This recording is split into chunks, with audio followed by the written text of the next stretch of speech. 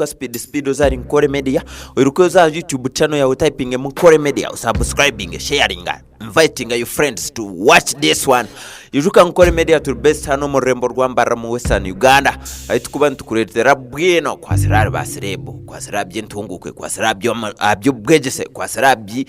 obutegechi bya Nkore ebirgo mu chuka cha Western Uganda atiraj byona ntubantu bikuse obuterevu kurugano ya mu rembo rwambara ari Nkore Media yo otibwe ntubantu hajirwa super accessories and promotions to manager DM swaga na kwa seremu tuhajirwa Gangsparks Records ntubantu kwa tanisana hamwe na Forest Bridge Hotel tuhajirwa Fashion Finds Boutique Don zentuha and bayazino ZJ baba terumuje live facts ntubantu kuretera bwino buri kimwe cyo kwenda kumanya buri kimwe cyone cyo kwenda kureba buri kimwe cyone cyo kwenda kwetegereza etigi omuri Nkore noza kubano kitunga ombwijwere yes kurga hano ari Nkore Media so takajere hare ujora kore iruka speed subscribing inviting your friends share the link irizoba ntuza kureba ari ba producer ninga shabateze bebevuga ninga shi abakushohoza endongo abateze bengoma wacenga ya aba murembo orwambara tuza kureba ari ba producers 12 abakusinga murembo rwambara abitukomanya abizina abarimu mwenu wakwije muri mbara ryo mweshongozi no nda kwatagana noha banzomanye ariata arahi no mushangahi nakora noha nico tukuzagamba urizoba tuza kugamba ari ba producers 12 abari omurembo rwambara ningashi ababireho murembo rwambara otebura ngo bwino ne kureterwa bayazene ZJ hamwe na DM swaga hano ari Nkore Media yes takajire hare namba yitu 12 ntuza kubaretera producer Nyanji ogwa kachitera ni mwijuka producer Nyanji amberiro burite ekeshongore cyo ntumwa ari producer Nyanji yakozere byeshongoro mwabya matenure nabyo hariho ekeshongoro eki aherukire kora ombya matenure ningashe ebyeshongoro byo bwiro bwo byo burite ebyeshongoro nke byabaja kazire akabikoraho no mwijuko gwe producer Nyanji akariyo muntu murundi mnonga muntu ari kubasa kwatagana nawe katuje ngo waza kufeshongora konka obwiro buto kutubuza ahari henyine takumanywa je oba atiriyo muri mbara ningashi arikampara ingambo zimwe zikanzi jangu producer Nyanji akakampara konka agakurwo mushonda ngajango harimo mu site yambara so wachira abantu abatari bamwe na bamwe no basa kufune nambaye okwatagane nawe ningashi obanzomanye ali side kiyenyine eco rakoriwe yesibira ari Nkore Media no kuba no manya bwino yenyine ahari henyine konkani wetu atari namba yitu 10 yes namba yitu 11 twine Alan Pro na Koro Massive Records ogunangwa chiri musyo mu remboru takamazere myaka iri kurenge 2 according to our investigations na Koro Massive Records so ni musya mnonga achiri fresh, he's still fresh minded so achiri musya mnonga mu industry so na atera wanonda kumanya rebe byeshongoro byambara boys ejo touch ne yeye twagendera kimwe tukazara namba yitu 10 namba yitu 10 tunema abantu ababuzira bitakumanya ibagire niyo twabata twine yo producer ubakweta Don Baram ogwo no mwe mu babandize omu industry aho mu rembo rwambara no mwe mu bantu abakitembwire twantugamba tikiyo no bano kicengana ningambo kutembura Don Baram na Rekcho namba yitu 11 niho baba twabasitamisabo no basa kwebuzo tabwe ncabo bukande mwabatamu no abo nabo rengo rumwe kandi bakaburamu so tukubasa ku tracingira who are they now, what are they doing now, what is the latest hit they have omwe no basa no kushanga mu industry batachirimo but tukubatelamo bakatahwita farhango aha industry so no namba yitu 10 Don Baram ebyeshongoro bakakora byenge byo murembe gwabo bwiro bwe ba Sister Charity bari okwe bakakora ikintu bacitera okwe obwiro bwe babine ba Jazz obwiro bwe bine ba Queen Marion ya no Rekcho na Don Baram twijira kimwe tukijira tukashuma twine yo muntu bakwita Shade Pro bakakora expressive records aka Shade Pro chinte chamane chaine producer ukukora inyimba like ngo in a hit. So he knows the touch, he knows everything within production. Kwa chinte chaine tukumwijerezaho no kugira ngo nayigisa producers aine aba producer abareserasini abantu abamurabero mu ngara ba trainingire production bakaza ground. So ni producer waba producer I may say ekirungi nanura producing producers but not good in producing the work. Bamwe abana bamurabero mu ngaro hariho hero na Devo Beats nabandi bingi munonga nitureba ngo Shedi akija yazo mu video production ninja nco munonga cyamugarurira hanso mu kintu cya audio kugira ngo utakubasa gukora audio ikamarketinga munonga akubakaza munonga mu video wine X-Flix production. Twagendera kimwe tukazana namba yitu ya munana tuineyo Morris Pro. Oguno bamweta Morris Pro. Morris Pro aine studio ye ya omuka kandi akozere n'abantu nka nakora n'abantu nka wa Julius Mozi bingana Jeffrey. So Morris Pro no mureba yakugwa munonga oine music related eri mu style ejo nabari producer murunji munonga. So no twamtera namba yitu ya munana ogwe no bakweta Morris Pro. Twagendera kimwe ijuka tukiri ari Nkore Media tukagenda tuneyo obakweta Ruben T. Ogwe ni producer kano mweshongozi. Ruben T aine studio egyaho inside zakakoba nawe kakora ekeshongoro nkahumura echeche cha Sister Charity cha gospel ni murunji munongo mu kinte cha gospel ni murunji munongo mu worship gospel na munonga generally worship gospel and inspirational gospel. So nakugambira noba no chenge kindi kumanyisa Ruben T nawe no muntu okubasa kwatagana nawe okachitera omuside ejo twisha kimwe ogwe Ruben T yishuka twamutara namba yitu ya mushanju yishuka tukiri ari Nkore Media tukwasaganya mpora facts ntukuhereza bwino ebikwasire ari basirebo bawe erizoba twine ba producers abo murembo rwambara. So twishyira kimwe tukashuma tukazari namba yitu ya mukaga twine omuntu bakweta Ketach akakora massive akija yateraho agese records. Ketach aine cheshongoro echa hite chaine munonga echa challenge echa nikrikembo na Prince Exit yoni wogwe Ketach niwe namba yitu ya mukaga twamutari namba yitu ya mukaga echitu amuteraho no muntu eshaje tukumanya studio ya koramu. So yakwata namba yitu ya mukaga kano muntu yes naona basa kwatagana nawe waba no kunda ejo tache ya challenge akoba Ketach niwe yachukoza nene byeshongore bindi byo byinji munonga kana ko massive. So recently like last year ne bwarugayo so tukumanya ahakoresha heje kongano basa kufuna enamba yeyo kwatagana nawe orebe ahari henyine. So twishyira kimwe tukirari Nkore Media best hano mu rembo rwambara tukwasaganya mpora tubukoretera bwino ebyo bwegese ebyamagara ebyentunguka ebya kushemeze byamizano byona mu rembo rwito. Yes tugendere kimwe brandi hanari Nkore Media uri kufuna bwino yaba producers twishyira kimwe ari namba yitu ya katano twene umuntu bakweta Drizzy Beats anakora mu South Africa ne byeshongoro yiruka munonga nakora munonga echeshongoro kanyamarunga echecha Robros na Rabuje chafayo Robros byeshongoro byinje bya Robros berukire byona bikozirwe Drizzy Beats. So nawe no muntu mununji no wasa kwataganya nawe takusera nawe adyaho murevejo yenyini nabasa kwasaganya niwe namba yitu ya katano mba producers aba mu rembo rwambara ningashababe badyo mu rembo rwambara ningasho mu Western Uganda. Yes ntuchikwasaganya mpora tutambra na baserebu bitu ningashi ntugamba abantu abakweta ba producers abashoza byeshongoro twashumera kimwe tukazari namba yitu ya kana production ningashi ba producers tuneyo muntu bakweta Deus ogunawe studio ne bajeta Sure Tunes yujuka echeshongoro nkatwerinde corona echeche cha Emirate kazi chikakorwa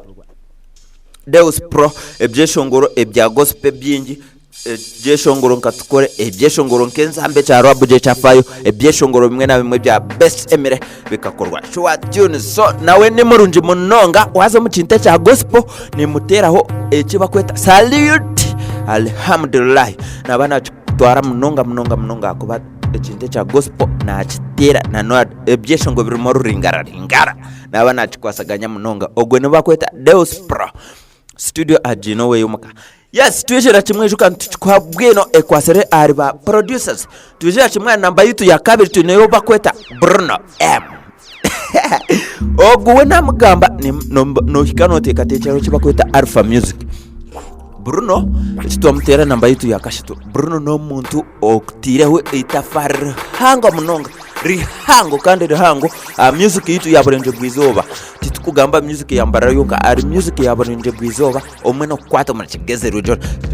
omari 40 potro bari hamwe hona. Bruno niwe muntu arese byeshongore ebyatire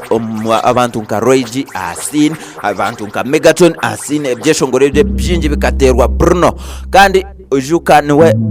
CEO ninga boss wa Alpha Music ebyeshongoro ebiyakozere byinji ngati byemizano akayi n'abantu abakureta abantu nkaba Mathenura abantu nkaba Tipor bona ni bareto mu ngaro za Bruno kandi ijuke ebyeshongoro byinji munonga nkamurebe ebyeshongoro nko mwigarre ebyeshongoro nkanachera ebyeshongoro nka odia hangare cha best ebyeshongoro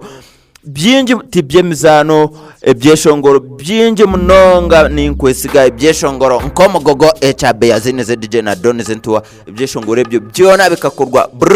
Bruno no muntu mulunji nonga ukubasa kwatagana nawe akubasa kuhabura omukintu wano kitera kakuja teha korote noti konka munonga ebirebi ekinta kitire ajere na ikomubwero bwo kumara I think sasere papa ajere na chiterire kimwe so niho akwijara namba yitu ya kashatu tujana tukoreza bwino facts omwana aba outukuretera nka namba yitu ya kabiri omucinte cha production omucinte cha ba producers ntukuretera omwana obakweta ehiro twamutana namba yitu ya kabiri ehiro na Nkore Massive Records ehiro ijuka omubyeshongoro ni byinje nka radio ebyeshongoro nka Wina ebyeshongoro nka Titurishana ebyeshongoro ne byinje byatire nawe ebiri hits ebyeshongoro hero no muntu akiri fresh munonga mind zikiri fresh na kuyamba ebyeshongoro aine touch ebonire munonga ebyeshongoro natera kimwe hariya Massive Records hero aine hits eziri latest nyinji ezintakubasa kugambira nguzawayo akuwa no muntu musika munonga takabire exhausted ninga shitakijire nahika omunda kujangu oriya nabasa kuba namukiza experience kunka nabasa kuba yaruhire watireba nasa kuba namanyeshonda kunka yaruhira takuza kweyereraje nimanisa abantu nkanamba yitu yakashatu Bruno so nabasa kuba nakukiza experience na kiteraje kunka hero no muntu akiri fresh necyeyerezo kiri kirunje munonga kikubasa kweyeraje ningashi ninkuhameza nti ekintu cha production hero akiri fresh na kitera na terra kimwe hare Massive Records hits ine myinje utebirwe nebyeshongoro byinge byatiraho mu corona bikakwata hit na necindebere by Beyazineze DJ na Doneze ntuwa echeshongoro chikakurwa hero beats. Yes, niwe namba yitu ya kabiri hanu ya omurembo rwambara omureba producers okiri ari Nkore Media ijuka ngo ine kusubscribinga speed kugira ngo tukikwasaganye tukitere webare munonga turi muntu tucumira kimwe ari namba yitu yokuba. Yes, twantujira kimwe kuhika ari namba yitu yokubanza omureba producers ijuka twarujira kimwe ari namba yitu 12 paka kushumira kimwe ari namba yitu yokubanza hanu ari Nkore Media tukwinire omwojo ningasi omusigazi ningasi omshija ningasi omwana utukweta Jackass the beat boy. Yes, ogunu akwasiri namba yitu yokubanza jezaho kubaretera ba producers ningashi tukujezaho kucenchura ba producers bo murembo rwito rwambara Jackass the beat boy niwe namba yitu yokubanza hanu arukara rwito rwa ba producers abatu no murembo rwambara sofa Jackass nakora Alpha kandi Alpha Music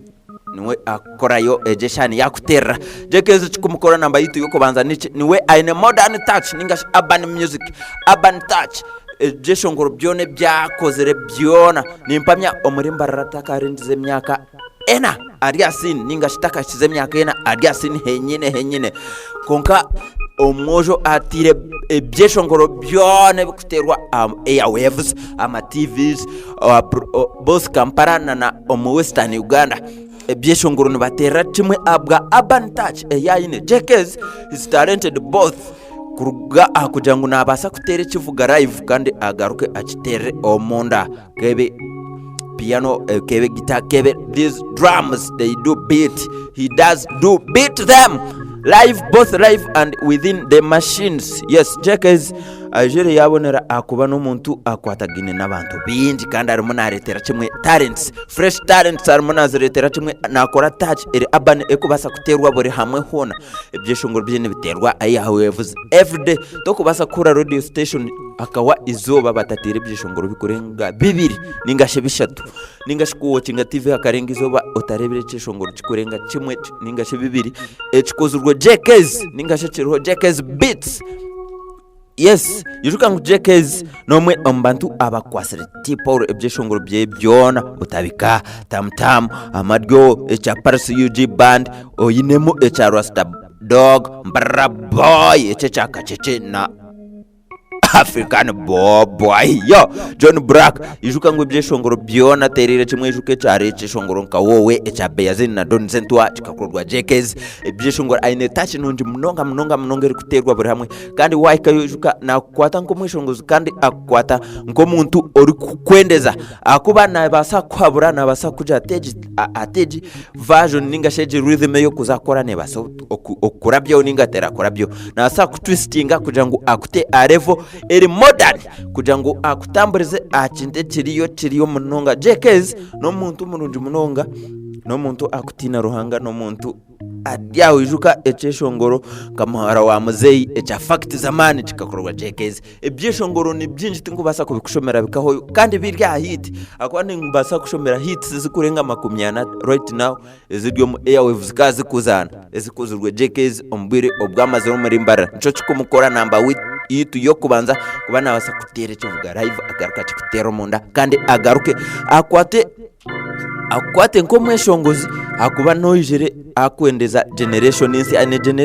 ya mnonga yishukano Jekes ni CEO wa Treehouse Management. Yes, Jekes nchimukora timwe number 1 no kujangu ombwiro bwajiro muri mbara there is some change twikirize music yambara kuruga 2017 up to today there is like change ni mwijuka change yabireho ombwiro bwo kuruga umuri basa Sister Charity ba China ba Chazi ba Black ba habona kuza generation ya Roy G Megaton Dioni ni muri ya music kahindukaho haza kurugaho music ebire takahindukire not until from 2017 and 2018 kandi ebyeshongoro byinje bitumere generation yijane hinduka music kwinduka kubana abamathenure bakutandika nora bakijera style bakuterera music tirinki yaba Roy G style geso konka hijere haza mu fundamental change within last 2 years kandi tuteresirwe these beats ezeresirwe Jekes ningasheze Jekes atire nco tukumukora number witu yo kubanza hano. Yes, we bari kutambura kimwe nitwe twatwinira ba producers abakusinga y'umurembe orwambara we kutambura nitwe hanari Nkore Media juka twatwinira producer nyanje twatwinira Aran Pro twatwinira Don Baram na Rekcho twatwinira Shedi twatwinira Morris twatwinira Raubenti twatwinira Ketach twatwinira yo Drizzy Beats twatwinira Deus Pro twatwinira Bruno kanamba yitu yakashatu ehiro namba yitu yakabiri na namba yitu yo kubanza yari Jekes the beat boy niwe yatukwatira cha namba yitu yo kubanza hanari Nkore Media torakore turemereho subscribing sharing link ejo ogume watching everything yo posting hari Nkore Media following Instagram following ari Facebook following buri hamwe hona typing Nkore Media ijuka ntubantu hajirwa super accessories and promotions Gangsparks Records Forest Breeze Hotel Fashion Finds Boutique na nabantu mwena bakuwatchinga ekintu chone kitukuta ijuka ntuza kubantu kuretera buri kimwe ijuka ebyafayo byabeshongozi ebyafayo bya Nkore buri kimwe chone no kubana tifuna hanu ya ari Nkore Media ijuka facts zanzu kuretirwa Beyazini za Gangsparks Entertainment nimwe nkurga kandi mwende komaka yo nanchikosaganya na Dia Muswaga manager Dia Muswaga kandi agent wo mutaka SP omrembo rwambara hanu ya Ombas Park ningashi senyi ya no tukubantu tukwasaganyeza mpora mwebare munonga mukama abaho mujise salamu alaikum wa rahmatullahi wa barakatuh ya